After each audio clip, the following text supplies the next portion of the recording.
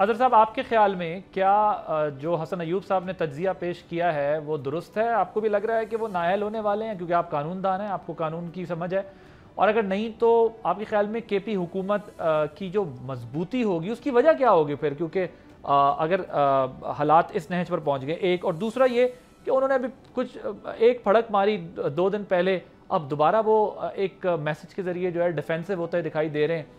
सो वो बड़े बड़े दावे करते हैं, वर्कर्स को लाते हैं सड़कों पर, प्रेस कॉन्फ्रेंसेस में बड़ी बड़ी बातें करते हैं, लेकिन फिर उसके बाद वो कई अजला क्रॉस करके निकल जाते हैं। और जिस तरह 2016 के वाक़े का हसन तज़किरा कर रहे हैं, उस वक्त भी वो निकल गए थे, अभी भी वो निकल गए, आगे आपको निकलते दिखाई दे रहे हैं, या फिर जो है वो कोई ट्रबल होगी? अज़हर साहब, बहुत शुक्रिया।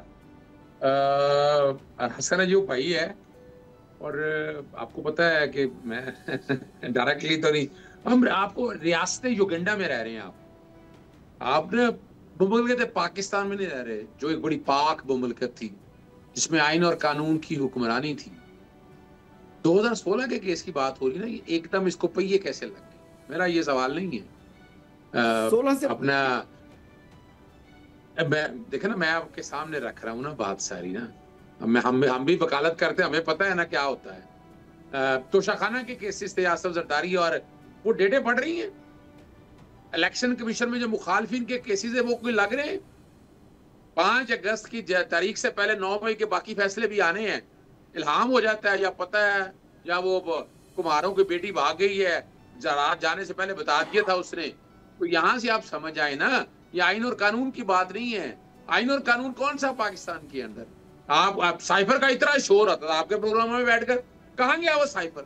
इद्दत के केस पे वो हो जमीन आसमान एक कर दिए थे, जहां आइन और कानून की हुक्मरानी। अभी अभी देखे, अभी ये दादा का 26वीं आईनी तरमीम के बाद जो चांद चढ़े हैं जमशेद दस्ती का, वो फैसला पढ़ के खुदारा यार हंसी आ रही थी कि पता नहीं किस मुल्क में रह रहे हैं आप, क्या आइन और क्या कानून और क्या पामालियां हो रही हैं यहाँ पर।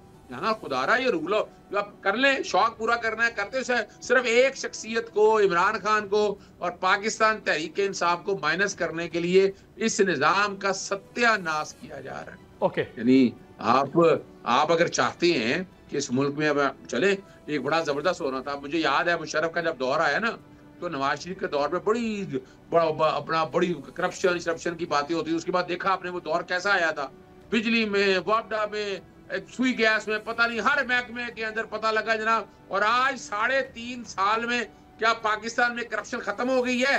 पाकिस्तान में निजाम इंसाफ में ये पहले नंबर पे आ गया है। कहाँ खड़े हैं आप आज?